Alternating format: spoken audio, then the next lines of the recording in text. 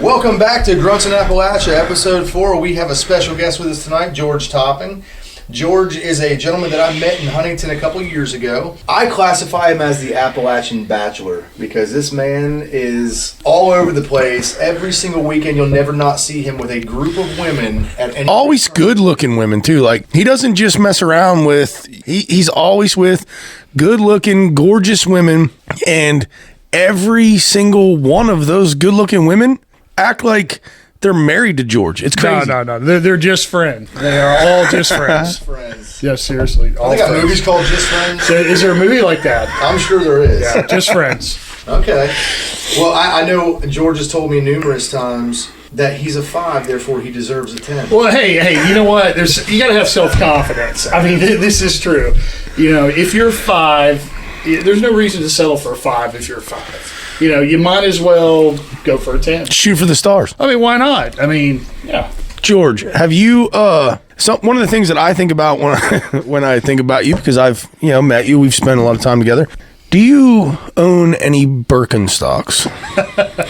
No, I have only owned one. Birkenstocks are not my thing. I did one time own one pair of Birkenstocks. This is true. Did you ever wear them anywhere? Well, yeah. The only thing, when you say Birkenstocks, my only experience with Birkenstocks, I wore them one time. They're highly uncomfortable. I don't know why anybody would ever really buy them, although I did. We are not going to be sponsored by Birkenstock. Yeah, Birkenstock, just give it up now. We're in Appalachia where all the people are, well, all the people are barefoot and pregnant, as the joke goes. But no, maybe I shouldn't have said that, right? No, you can say whatever you want, yeah. Tell me about your Birkenstocks. Well, there is a story I did tell you. It was really some Birkenstocks. It was several years ago, in the mid-'90s. Okay, the mid-'90s. It was Thanksgiving Day, and it was warm that day. It was literally 70 degrees. So we go out to Lincoln County, West Virginia. Now, Nate, you're from Pennsylvania. Pennsylvania. So have you ever been to Lincoln County? I don't know. I don't think. Bring your gun and leave your sister at home. I'm just saying. Oh, man, it's like that. Yeah. Bring your gun. So I'm going out there. I'm driving a Tahitian. Why are you there? Well, it was where the family's from. Yeah. Oh, so Harts Creek, actually. Harts Creek. That's where I lived when I first moved up here. Yeah, you did. Oh, wait, where did good old Harts Creek? Oh, yeah. Isn't Tania from Harts Creek? She is. My wife was originally from Harts Creek, but we don't talk about that very often. I know. Like I said, bring your gun and leave your women at home. Yeah, exactly. So we're going out there, and I'm driving a Tahitian Blue MGB. I'm wearing Birkenstocks. I was wearing these Everlast shorts, like, the whole boxing brand that used to be big. You look like a high school football coach. Well, it gets worse. With Birkenstocks. It gets worse. It was the first day of hunting season, but it was 70 degrees that day. It was just an unusually warm day for around here. I walk in, there was nobody in the grocery stores except a hunter. He's wearing his orange suit. It's unrolled like a banana. It's orange, big, fat, hairy chest. And everybody was staring at me, and I couldn't figure out why. Now, back in the 90s, if you think about it, people did not drink bottled water. In fact, I'm not sure they drink bottled water in Lincoln County right now. So in the 90s, so I walk in. It's the creek, man. And I love it out there. It's beautiful. It's a wonderful place. The people are fantastic, but I like the word crick. Crick. I like always call crick. it creek. John, do you call it crick? I know when I was living down there, they said you were from Harts Creek. Oh, really? I say crick. I say creek. Unless I'm reading it. Like, if I say it, I say crick. If I'm reading it, I say creek. Do you say autopsy or ortopsy? I don't even know what you just said. Yeah, who? Who? Well, my uncle from Logan calls autopsies ortopsy. So an autopsy. Yeah, autopsy, like somebody dies. Yeah, I've had some weird autopsies, I guess. A little different. Well, anyway, I walk in this grocery store, and I'm wearing Birkenstocks, and I asked for bottled water and chaps. Did you get Evian? Well, to be more specific, I did go back and ask. Well, first, I didn't have any bottled water, so I wasn't going to go with the Evian route. But everybody was staring at me, and then it dawned on me. I was like, this is like Deliverance. I'm driving this Tahitian. Exactly. But I got out safely, went to the family reunion on top of a mountain. It was fantastic. No banjos. No banjos. That, by the way, that MGB was cursed. I mean, it brought nothing but bad stuff my way. I remember you telling me a story one time, and I don't remember how it goes. You have to tell us, but something about a girl wanting to drive it. Nate, I'm a lot older than you guys, so just exactly. Now, hold on. You just brought up age, so I'm going to have to get you on record here, George, because George, as I've known him, he has talked to so many people because he's a conversationalist. And I watch him talk to people, and they will ask him, "How old are you?" And he responds with, "How old do you think I am?" and every single time, whatever age they go with, he runs. That's what we run. Well, I get anywhere from. The funniest story was this was I don't know, it was about 10 years ago when the next day was the end of time. One of those things, people. Tomorrow's the end. Yeah. So I'm hanging out with this girl, and she said, "How old are you?" And I said, "I was born in 1977. And she goes, "77? You're not that old." So I said, "Hey, let's run with it," because actually I was born in 67. So she gave me 10 extra years, and I just ran with it. I wasn't going to correct her. Why would you look at somebody and go, "Yeah, I'm actually 10 years older than that"? So I'm not going to lie. But nonetheless, I just go with what they think I am. You think the cases in this is because whatever they think you are is what they're wanting you to be? Well, they don't hurt your feelings too, so they're going to give me 5 years extra credit just for that. And the fact that I don't really dress like a 63-year-old, so although I'm not 63, but so yeah. But that's Tahitian Blue MGB. You were kind of getting that thing was nothing but bad luck. So my advice. Here's my advice: is don't how men like they break up with a girl and months later they're hooking back up again. Don't do it. You broke up with them. You broke up with them for a reason. Don't go back. Okay, I learned at age 23. One time I did it. I'll never do it again. And so that's good advice for all Appalachian men. Oh yeah, do not. You broke up with them for a reason. Okay, don't go back. Let it go. Yeah, this chick literally. It's a long story. We need to hear it, man. Well, all right. If you must, I dated this girl a year and a half. It was not good. We finally break up. All right. A year later, now this is the 90s, just before cell phones, right? So one night I was out, I call her from a payphone. I don't even know if people under 30 know what a payphone even is, but nonetheless, I call her from a payphone, and we end up, spending time together that night. The next morning she said, "Oh, what car did you drive?" And I said, "Well, the MGB." She goes, "Well, is this standard?" I'm like, "Yeah." She goes, "I want you to teach me how to drive it." I said, "Okay, but not today. How about Thursday?" And then all of a sudden she went crazy. Make a long story short, she grabs a knife out of the kitchen and starts lecturing me. I'm just trying to get out of there. And on my way down her steps, she screams, quote, "I am going to kill myself and make it look like you did it." She screamed that. Wow. She screamed it, yeah. Now think about this. There's something in the trash can, DNA in the trash can. From DNA. Yeah, so... What kind of DNA was in the trash can? What DNA? What does that mean? It was in latex, let's just put it that way. So I'm thinking to myself, wait a second. If she kills herself and makes it look like she did it, I'm going to be in jail and I'm innocent. I mean, it's crazy. So I called a buddy of mine, his brother was a police officer. And I'm like, "Dude, here's what happened." I'm freaking out because I'm thinking she's crazy enough to do it. And long story short, he did me a favor, drove by and made sure she was okay. And I was like, thank God, But that's some scary. I'm just telling you, I don't know that. Is that the one that you went back to for the second go round? No, one. Yeah, no, I'm just saying, don't go back. I only went back one time. Never again. I haven't done it since. I've never done it before. I'm never doing it again. If you're gone, you can just. In fact, if you look on my Facebook page, you wouldn't even know I ever dated anybody. They're all gone. Well, that's because you're the most eligible bachelor. No. You are the most eligible bachelor. That's not true. In Huntington. No. You can't just throw it out there and say you wouldn't even think I dated anybody. It's because it's done on purpose. That's slick, man. No. I take them off there because I want them out of my life. I don't want to think about it. They're gone. I have an empty heart. It's full of love and compassion for the next person for me to spend time with. Yeah, that's very nice. And like going back, you tend to fill your open heart with good-looking women. Yeah. Just friends. What you're saying, George? What you're saying? Oh, well, I'm not even an average-looking guy. I'd say on a scale of 1 to 10, I'm a 5. But here's the thing. This is another piece of advice. If you're a 5 and you're a guy in Appalachia, you deserve a 10. Okay? It's that easy. You got to have some confidence. And, heck with it. You put them in the friend zone. You don't like them, put them in the friend zone. Dude, I can't wait to get my 14. Or 14 what? I don't know. If you said... you're 7. Oh, God. So we just double whatever number. Did you just call me a 7? No, you just called yourself that. Nate's going to go with 2 5s and a 4. He just likes foursomes. Yeah, I don't care. Let's just see what we can get into. I remember the first time I met Nate. We were where were we? We were flying, were we? Great restaurant, by the way. yeah. We should talk after fly-in. Maybe we should go out there and do a show one time. Yeah. You guys should do that anyway. Yeah. I love going flying. George, you're not. This isn't your last time, so you'll be on here again. Well, I don't know. It might be. I'm afraid what I might say. There might be protests outside the house here someday next week. Yeah. Well, I think you're okay. Get on your Facebook. I think you're good, man. You've covered your bases. You've gotten rid of all of them. Oh yeah, I just in case. Well, I don't know where this topic is going to go. You know, this society we have now of a cancel culture. You just don't know what you're going to say. George is going to get canceled. Well, I never really. Oh, man. Good. So you're a bourbon man, George. I know you like bourbon. Occasionally, I'll have a glass of Woodford's my favorite bourbon. Okay. Yeah. It's not even that expensive. I don't like the high dollar stuff. I don't find it to be that good. Yesterday was John's birthday, and I just want to give a big shout out to John. Happy birthday, brother! And we had some interesting experiences last night, and I actually drank some Woodford in the very beginning, in the early night, and it got me there. Oh, good. It got me there. I was pretty dialed. You know what I mean? to be totally honest, and we wound up at the Bottoms Up.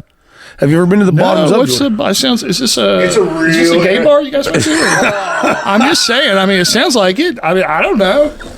That is a good name for a gay bar. Well, there's one in Chicago. This is funny. It was called the Manhole. And literally, they had taken a seat, a street cover, metal one, and it had lights on it. And the tagline was all deliveries taken in rear. Yeah. Oh boy. Yeah. That's a serious one. So you guys went to what was it called again? The Bottoms Up. Bottoms? Where's this place? Not a gay bar. Oh yeah, let's clarify that. We don't want the owner getting mad at us. Yeah, not a gay bar. Not that it matters, but anyhow. Yeah, it could. I mean, if it I don't was, judge. yeah, I don't judge. yeah. Dave, I'm not judging what you did last Yeah, night. well, there was nothing gay that I did last Circle night. of trust right here. I thought we were in a circle of trust. Yeah, right here, well, so. and I did in fact switch shirts with a man. I heard that story at dinner. He met us at dinner tonight. Yeah, Nate definitely took his shirt off last night and switched it for a very posh looking Sweater-ish thing, like that weird neck. Yeah, like a weird. He said you guys were wrestling or something. I don't remember the wrestling, but yeah, I think so. That's where that Woodford came in. Yeah, that's why you don't remember. Yeah, absolutely. And the Bottoms Up is a very interesting place to go to. Really? I would highly recommend anybody that lives in Wayne County, West Virginia, to check out the Bottoms Up. Where's it at? It's out near the airport. Okay. And it's real interesting. I mean, you walk in and these people in there, the people, the atmosphere, it's real dark. There's a lot going on. Hey, let's go there tonight. Or has Nate been banned already?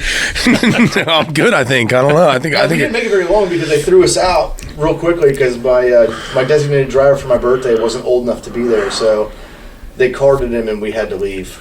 Oh, well, I guess they're just doing their job. Well, yeah, they were doing it. I wasn't mad about it. I mean, actually, it was kind of a relief after looking around and seeing what was going on in there. I said, What was going on? "Oh yeah, we'll just finish this beer and we'll take." Yeah, we're totally cool with just leaving. What was going on? You're curious. There was a band, and it was a 2-man band, and they were jamming, I guess. And they weren't really. It was interesting. Let's put it that way. They weren't really jamming. They were making noise, really. Really? So they were. Well, maybe they. I don't know. Now, I will say that there was a lot of women in there. I'm not sure there was any that George would have actually wanted to have a conversation with. There was a lot of women in there. I get bored very quickly, so. Yeah, well, and when I say a lot of women, I mean like a lot of women than there was men. Yeah, Well, and I'm surprised why you guys leave. well, the women were a lot. You know what I mean? I guess you're saying they weren't 14s. I'm not talking about age. I'm talking about 1 to 10. Yeah. 10s, yeah. Okay. Yeah, I didn't deserve any of them. I got you. Yeah, they were more like, I'm a 3, therefore I deserve a 6. Oh, we're gonna. Thank God I'm a 7. Yeah. We already talked about it. I'm a best of 5. So when people, oh, you shouldn't rate people. Well, no. You gotta have self-confidence. Screw it. If you're a 5, you're a 5. If I'm a 3, I'm a 3. Who cares? Yeah, it's a confidence. And guess what? If I were a 3, I still deserve a damn 10. And why not? That's the spirit. The math continues. This is like Common Core math in here. Just change it. Yeah, I don't know how to do that. I don't know where it's going with I that. have no idea that one at all. So when I was hanging out with you about a year ago, George, you were in an awesome relationship, and it's the only relationship I knew that. Oh God, let's don't go there. Yeah, we're not gonna say any names, but I mean, I had to hear about this. Poor John. Months. I'm fortunate you're still my friend, because you're probably like, what the heck is wrong with that? Yeah. I did think you were kind of emotionally wrecked for a little while, but I think it was more of an anger thing than anything. I was, yeah. I wouldn't say I was angry. I don't know what was wrong with me. Every now and then you get a little bit weak and go, what did I see in that person? Think about years ago, you dated somebody, you look back, you go, what was I thinking? What was I thinking? You've done it, right? No, I've never done that. John's been married his whole life. Pretty much. I'm happy with that too. I don't. Yeah, good, great wife. I watch George and Nate and other single people in my age group, and well, you're not in my age group, George, but I will say if he'll be in your age group like we talked about. Soon enough. Yeah, a friend of mine told me you're supposed to date someone half your age plus 10 years. I thought it was 7. I thought it was plus. Oh 7. no, it was 7. So. You taught me this, and now you're. Well, no, it was Dave. It was Dave that said that. Yeah, it was half your age, so plus 7. So if I'm 53, that's 26 and a half, right? Plus 7, that's 33, 34? Probably still too young. 40, 45 would be more appropriate, right? I mean, appropriate is whatever works. It is, yeah, I mean, appropriate is whatever you deem 40, it is. 45, yeah. I mean, early 20s is probably not. No, that's too young. Yeah. Well, no, I'm just too old. It's not that you're too old; it's that they're just not where you want to be dealing with. That's just my personal opinion. I mean, if something, God love her, if something happened to my wife, I am not talking to any woman under the age of 30. You know what? There's something happened to me when I was 27 years old. Made me realize I don't think I ever want to be married. And I tell you what happened one day. Yeah, we got to hear this. Goes back to that darn Tahitian Blue MGB again. I tell you what, this sounds like it's been a downfall. Well, let me tell you what happened. Thank God you don't have that anymore. No, in fact, I ended up in the hospital once with a cut hand because of that car. George, you took me to the hospital one night. Oh man, that was when you met him. That was the night I met you, Nate. Yeah. Well. Yeah, but let me share something with you about another piece of wisdom from the sensei here, the old man at the table. It was the middle of winter, and for some reason I was driving that car. I drove up my driveway, which was real steep. If you've ever been to West Virginia, there's no flat land here. So I drive up the driveway, and it was snowing, so then it starts going backwards. It does a 180, and I drive over top my mailbox. I was 27. I walked in my house. At first, I was ticked off because I just drove over my mailbox. And then I sat down, and I just started laughing hysterically. I thought, man, life is freaking amazing. And you want to know why I thought that? Not a single word raised, not anyone in this world said a word to me. No one yelled at me and said, what the heck is wrong with you? You drove over the mailbox. What are you doing driving a convertible in the middle of winter? Because I felt like it. I mean, think about that. How many married men somebody's going to rip them 12 different directions? How many married men do you know with a convertible? Well, they weren't allowed to buy one, for God's sake. I remember I bought it was a 73 Porsche 914, and the girl I was dating at the time said, how much did it cost? Now think about that. Why is it any of her business how much it cost? Think about it. Because that was money I could have spent on her, and I spent it on me, and that's what she's really asking, right? Am I wrong? I could be wrong. I don't know. That's right. I would say that's accurate. I think, and then, of course, she wanted to drive it, and I was okay with that, but I said, it had one of those dog leg transmissions in it. It's had a lot of play in it. I said, you can drive it. It's not a big deal. I don't mind, but let me get the transmission, the shifter fixed first. She didn't try to kill you. No, but when I finally did get it fixed, she got contrary and said, I don't want to drive it now. I was like, okay, you're just being contrary. We're done. Is that bad? No, that's not bad. Well, I mean, that's just, why would you do that? No, it's contrary. Like, I don't know. I'm pretty easy to get along with, ironically. Yeah, no, I find that. So when we hung out for the first time, yeah, it was fly-in. It was a fly-in. I remember that. Talk about the fly-in. Oh, well, no, I remember the fly-in there. I was driving back. Oh, yeah, I got lost coming back. Well, somebody, I don't know who did it, because I don't, some people take these edible gummy things with THC in them. I don't do that. Okay, that's not my thing. But I found out later that somebody had given me THC and I didn't know it. And then I'm at that red light and I just didn't know where I was, and I turned right and went under St. You freaked out. You're like, why are we at the hospital? I'm like, dude, I don't know where I am. I thought you needed to go. I don't know. That is dangerous. People shouldn't put stuff in people's food or drink or whatever. Somebody did that and it was not good. I was embarrassed at first because you said, George, what are you doing? And I said, well, I came back here to, And I said, "Oh, I can't lie to you. I have no idea where we are." I just, but that was odd. I'd like to know. That was our like meeting.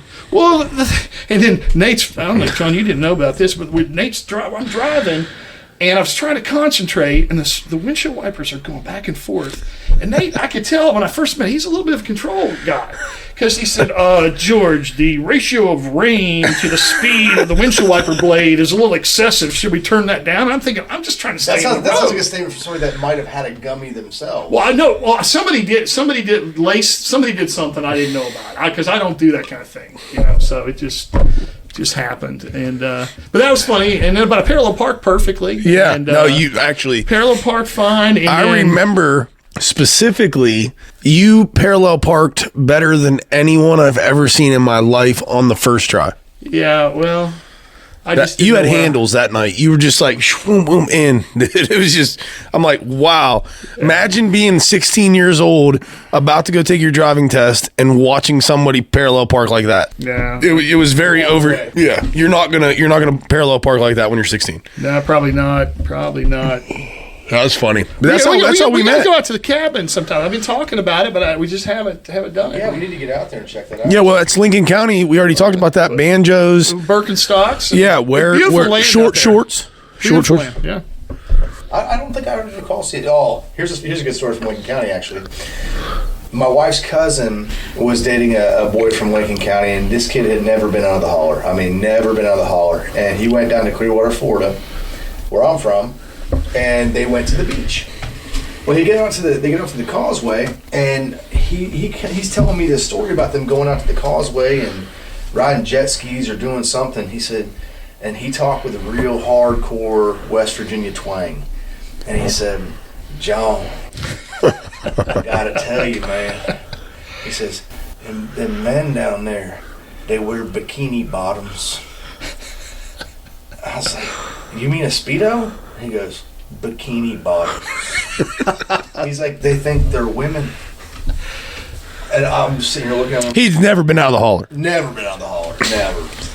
Oh, it was great. It was great. But now, George, you have been a traveling salesman as well for many years, and you left the Appalachia area, and you did very well for yourself. And I know you told me Chicago. You spent a lot of time out in Vegas. I've spent over a year of my life in Vegas. Lived in Chicago 9 years. Lived in Alexandria, Virginia a couple of years. I've been to pretty much every major city in the U.S. and Canada. I've only been to, I went to United Kingdom once, so I haven't really done anything in Europe or over that way, but... Cross the pond. Yeah, I haven't crossed the pond or gone to Australia. Dated an Australian girl for several years in Chicago. We wanted to go there. That's a real Jerry Springer story. Oh, no, we're dude, I went. No, this is great. Yeah. No. Is this the one that you flew down to Miami to find her? No, I didn't fly down to find her. This is such a bad... We need to hear it. Oh, it's great. This is embarrassing. This is how trusting I am. I dated somebody, Nate, for 5 years that was married, and I didn't even know it. Didn't have a clue. Because they were estranged to a large degree, right? So, I'm living in Chicago. She's in Chicago, and she had a house down in Florida. And I'd never been there. I didn't really care to go there. I was out of the way. She's a flight attendant. And it's my understanding, I never met her parents, but they had bauxite mines or something like that in Australia. Very wealthy girl. Long story short, I'm doing business in West Palm Beach at our Serta factory. And I knew her house was in Vero Beach, and she'd missed all of my birthdays. The whole time we dated for 5 years, I never saw her on my birthday, and I only saw her on 2 or 3 of the Christmases. And then I later found out why. So I conducted business at our West Palm Beach factory, and then I drove an hour north to Vero Beach. And it was my birthday, and that's the reason why I did it. And there was a party going on, but it wasn't for me. I thought, this is peculiar. And I look across, I kind of snooped around the backyard, snooping around. I'm like, what is that? And she was having a party for her husband, whose birthday was the exact same day as mine. Now, first of all, that feeling, that sickening feeling you get when something like that happens in your life, if you're really into somebody, you're like, how does this happen? And I about lost it. Did you go in? No. Here's what I did. I drove back to Singer Island, which is down in West Palm, and I always stay at the Sheraton down there. So I go in, and back then, this was, I don't know, 2005 maybe? Back then, if you're going to go online and research somebody, you had to pay a lot of money. But I decided to do it. I paid, swipe the credit card, spent $125, whatever it was, did a background check on her, and lo and behold, she's married. I didn't even know it. Well, I found out to whom, and the birthday was the same as mine, all that nonsense. So, long story short, I get back to Chicago before she did. I got all of her stuff out of my condo, put in a storage area. She shows up for lunch that day, and I said, "Oh, by the way, after lunch," I said, "I know." I told her the whole story, and I said, "See ya." Never talked to her again. That was that. But gone, gone. So I kind of think, like, if I'm ever with somebody and they're like, "Oh, you're jealous," and I've never had that happen, but I know they're full of shit because obviously I never even noticed that kind of stuff. It's like, my philosophy is the people are going to do what they're going to do. Let them do whatever it is they're going to do. And they're going to decide one thing when they do it. If they cross that line, they're going to decide they really like it, or they're going to leave. Either way, you win. But guess what? If you Either way, you win. But the thing is, if the bad ones are the ones that just keep doing it. I mean, perhaps people make mistakes, but that was obviously not a good one. You're married. Yeah, that's not cool. Yeah, that was not cool. And anyway, that was. That had nothing to do, by the way, with Tahitian Bloom GD. I was driving a Beamer then. Thank God. That damn car's gone. Gone. It sounds like. Oh, yeah, that was a train wreck of a car. I can tell you about the time I stuck a knife in my hand trying to change the oil in it. That was an adventure. This car is cursed, man. Well, I was trying to change the oil, and I didn't have hope you pray at night for whoever bought it. I didn't have a funnel, so I took, and this goes back to the bottle of water, I was sawing off the end of it, and I literally stuck a knife right there. You can see where they put the stitches in. And every time I see that. I can see it. Right here. Every time my heart would pump, it would go, just squirt a little bit. So I drove down and had to get that stitched up. Yeah, the nurses thought it was interesting. They had to go, move it again. They're like watching blood squirt on the floor. I'm like, glad you enjoy that. They love that stuff. They love it. They brought another nurse. Show them that. I'm like, you didn't get any. You got no phone numbers. Well, I did when I was in the mattress business. I did date a few people I met through injury. No, well, a couple of my customers back then. That's probably. Well, it's not like it's a professional job, right? It's not like I'm a psychologist, right? You sell the mattress. Well, that's a good way. Like, hey, we can go test this. Yeah. Yeah, I mean, like it's a mattress, so hey, let's go test this thing out, and I mean, maybe they know that you know what to expect with a mattress. I don't know. But I'm glad to be back here in West Virginia, though. I think, John, it's maybe what you're getting at. This is a great place to live. People are fantastic. I mean, we were joking around with people from Lincoln County, but let me tell you something, the best people in the world. Oh, absolutely. I mean, it's fantastic. I miss growing up as a kid going out to Logan County and hanging out with all my cousins, and you had like, there's my grandmother's in this house, the next house is a cousin, the next house is a cousin, the next house is an uncle, the next house is another cousin. And you just jump from house to house at Christmas time, eating everybody's food, and they don't expect you to knock on the door. They expect you to walk right in. Those days are done, unfortunately, at least in my life. And a lot of people never experience that, but it's some pretty cool stuff living here and growing up around here. Well, I can say I never experienced that growing up. We always did big family Christmas and big family Thanksgiving with a Scottish family that my family was friends with. And it was fun. We had a great time. But I know tons of my friends back home and tons of people up here, even up here, that don't ever have that experience. But I've had that experience being in the family that I'm in. Now, every year we go down to Logan. We go down, actually, the city of Logan or town of Logan, whatever you want to call it. It kind of looks like Newark, a smaller version. But we go down there every Christmas Eve and for a big Christmas Eve party. Thanksgiving, we would normally go when we were there. Now that we're living far away. And it's super cool. I mean, the whole family gets together. Everybody has fun. Man, they will run their mouths about politics and just have fun. And it's something that you don't see very often. Talking about Thanksgiving is I went to John's house for Thanksgiving when I was in the Marine Corps. And there was a lot going on. Let's just put it that way. We're not going to really talk about what was going on, but like I was basically blacked out. I came to at a Thanksgiving dinner table, and there's John's mother, father, family, everyone. And then there's Nate I was wearing a wife beater, but John wasn't currently sitting at the table, and I didn't know where I was. So I didn't know. You didn't know. Did you have a 40 in a bag? No, so listen. So I have a quart, a 32-ounce Miller High Life in a brown paper bag, sitting at a dinner table, and I'm like, where am I? I didn't know what state I was in. I didn't know what town I was in. I didn't know anybody. and John is taking a piss or something. And so I'm looking around, I'm looking down at my plate of food, and I'm like, man, I got a lot of food and I haven't touched it. And I'm looking around trying to figure out where the hell I am. And then John walks out of the into the room like in the exact same outfit, wearing a wife beater.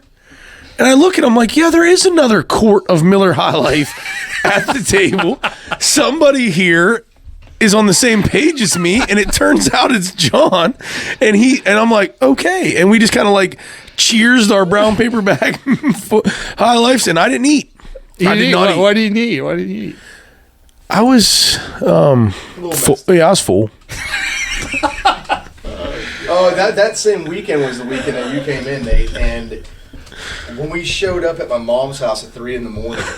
Now, it's something about Nate that a lot of people don't know is that when he is hammered and you have to wake him up, it can sometimes become violent, or it used to back in the day. So I walk up to the door and I knock on the door. My mom comes to the door and she's asleep, obviously. I woke her up. But she's thrilled to see me. She gives me a big hug and kiss. And then she said, where's Nate at? Said, everybody loves Nate. I said, well, Nate's in the car. And she goes, well, why isn't he up here saying hello to me? I'm like, he passed out. And she says, yeah, well, passed out for real. And she goes, well, I'm going to go wake him up. I'm like, yeah, probably don't do that, Mom. Just let him be. Like, don't kick a sleeping dog. Like, let him be. And she says, no, I'm going to wake him up. Now, you're talking about a little 5'2.5". I got to throw that half in there. She's mad. 5'2.5" Italian woman walks out to the car, opens the door. Nate was passed out in the front seat, and I mean, just open palm slaps him in the face like 4 times. Oh, and she's just wham, wham, wham. He wakes up, and I mean, he's ready to go. It's go time. What'd you think was going on? He wakes up, and it's go time. Like, he's ready to throw. I mean, he's ready to bang with somebody. And he looks over, and it's my mom, and he goes, Chris! And it just turned into a big hug fest in the road, and I was like, man, I'll just chop liver over here, whatever.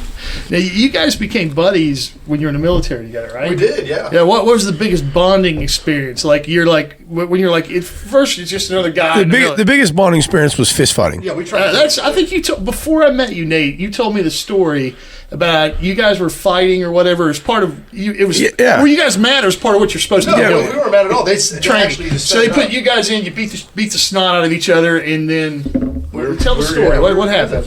Well, I mean, when you get to the infantry and you get to the fleet, they have to find out who is tough out of the new guys, and so they fight the new guys, and they find out in your platoon. So in an infantry company, you have 4 platoons. You got 1st, 2nd, 3rd platoon, which we call line platoon, and they're all 0311s.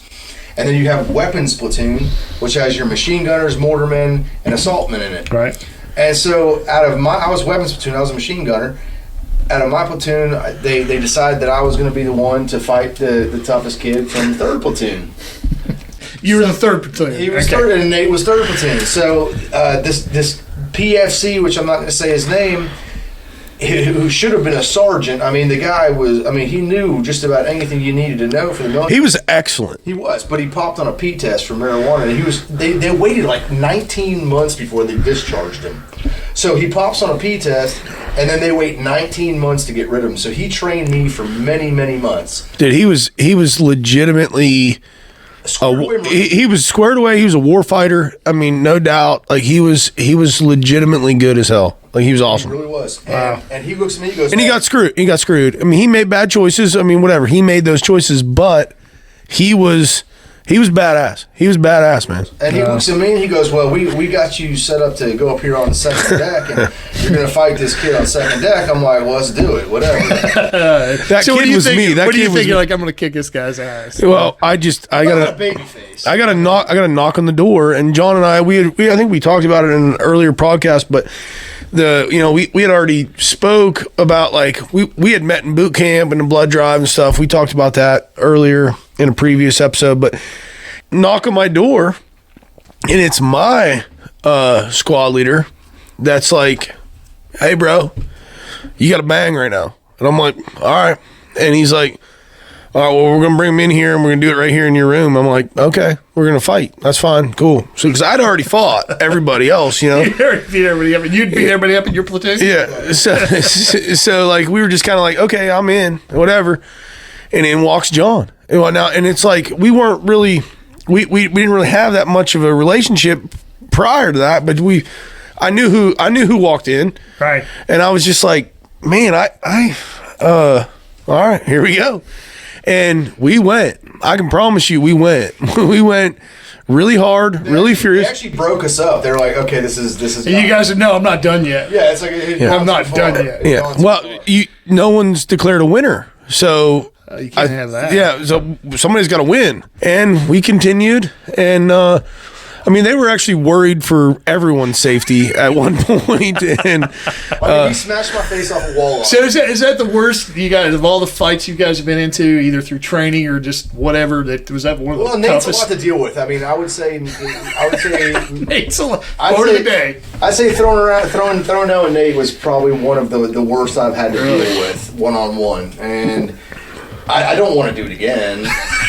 I don't plan on doing it What if again. you guys sore the next day? Oh yeah. Yeah, for sure. Yeah. I mean, the thing was, there was a stretch in my life where I just thought that's how you handled conflict. Just fight it out. Yeah, just fight. Like And just it's fight. not personal. It's done. It's done. I never held grudges, never really cared.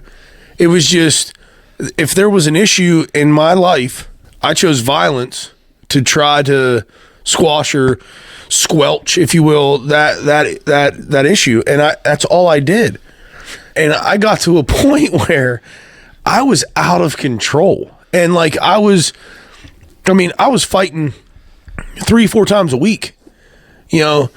And John was privied and present for a lot of those, and we had to fight together. We never fought each other again, but we spent a lot. I spent a lot of time fighting, and I don't really condone that. That's not the way to go. Well, I look back on it, I think, had I not met Nate that way and had we not done that, granted, I wouldn't have the great stories I have now. I probably would have gained rank quicker. Oh, I had all kinds of rank, and I lost it, and I got it back, and I lost it, and I got it back. But I remember we were standing tall in front of first sergeant one.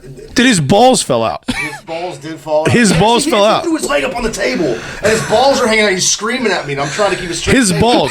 I'm like, Dude. Bumblebee tuna, bro. His balls were old and long, and they hung out. I didn't think I'd be talking about balls at my dining room table tonight. I'm just saying, Wow. Yeah, it's not. That's They were not Tahitian blue balls. No, they weren't Tahitian blue, for sure. Yeah, I hate that color.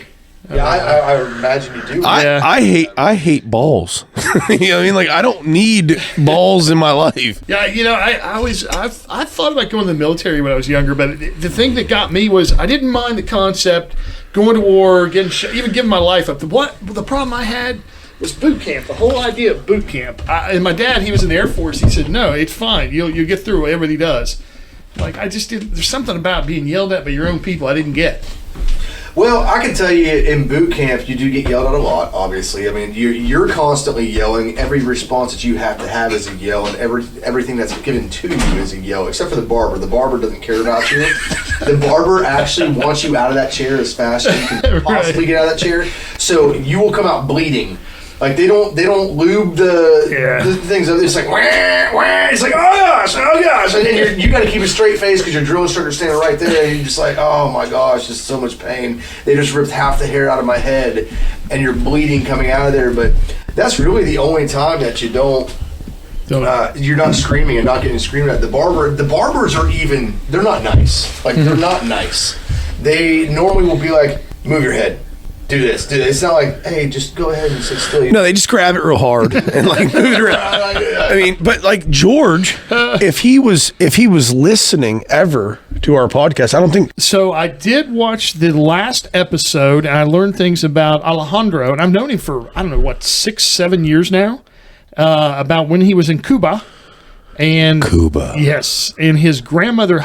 I didn't know that the government there considered the children their property. It's crazy, right? Yeah, and they sent them off to. But then when you think about it, I mean, here in the U.S., I don't know. It's kind of the government kind of acts that way now too. I mean, you don't send your kids to school. You got to get permission to pretty much educate your own kids, don't you? If you do homeschooling, You have to go hoops and things like that. Yeah, so crazy. Is it really that much different? Well, I mean, John, you know homeschooling. Yeah, we homeschool. We homeschool our kids. It's just, I mean, we have different reasons for it. I really believe that children have the ability to become who they're supposed to be when they don't have an outside influence, or they don't have to be around other children and a school system, or however you want to put it, to where they are being conformed to society. I agree with the fact that it seems like structure is too structured. And I understand that, but the thing that I think that was most beneficial for me being in a public school system was the communication skills that I learned, or the interaction that I learned with people. Mm-hmm. You know, like it was very authoritative and things like that. Yeah, I mean, it was like that, and it didn't, but when I in school, I enjoyed being able to go see everybody and do that stuff. Yeah. I'm not anti homeschooling. I'm not none of those things at all. But and John's boys are phenomenal. They're great. Yeah. You've met them. Oh yeah, fantastic. Yeah, yeah. And it goes back on the teacher or the one that John, Tania. But I saw something. It prepared me for life, I guess. Kind of seeing like the teacher as the boss. And seeing, there's some great components of it. Yeah. I get where you're coming from, but yeah. But homeschooling, I think you can be more. You can really teach a job skill, teach things. I mean, that more hands-on thing. I think it has its pros and cons. I think homeschooling. You're taught to be an individual, and in the public school system, I'm wondering sometimes. You can get me off on some conspiracy theory. I won't go into all. Actually, it's not even theory. A lot of this is fact. I won't get into it right now, but. It's the conformity of the masses, the fall within a certain structure so the government can control them, and they have an expected performance of behavior from an aggregate group of people. And that's how the people pull the strings. And that's why they like it that way. And if you go back and do some research like early 1900s and some education philosophy, you'll find that public education is largely about keeping everybody on the same page so you can control them better. Because let's face it, there's probably a dozen or a couple dozen families in this world that own this world. If you really want to get into all that nonsense, and I'm not going to go there today for this podcast, but we'll go. Yeah. We will go another time. Though. But it's crazy. And people talk about conspiracy theory. Let me tell you. Let me just share this with you. It's not a theory. 99% of the stuff that I could share with you is fact. But you're flat, George. Yeah, you're ostracized if you say anything. About and everybody just jumps on it too. We won't get into that tonight. I'm not going to say it is or isn't, but because let's say someone could prove that it is, I'd still be leery to even say it publicly because you're taught that anybody says that's crazy, whether they are or not.